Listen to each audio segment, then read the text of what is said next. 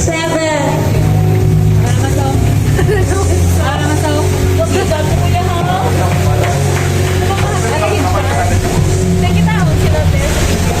Hello, good evening, and congratulations to both of you, Felix and Shara. Ano mang bago man? Kung wala akong advice niyo ako, baka mo na-advise natin lahat po. Anyway, marriage is sacred.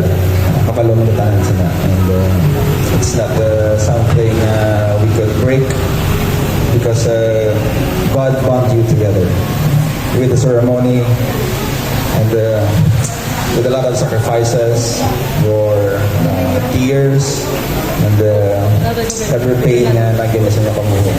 That God brought you together. It's so ano na mo ito?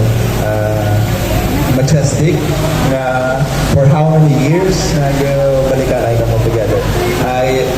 Sa una, remember ko pa ikaw without ko pa ano ko pa kung ano yung mo life, kung sila mo nga maging husband or maging partner in life. Pero God may go it for you because you prayed a lot and you took them na sa Ginoo. So God give it to you. Muna ganyan sa relationship, sometimes based on my experience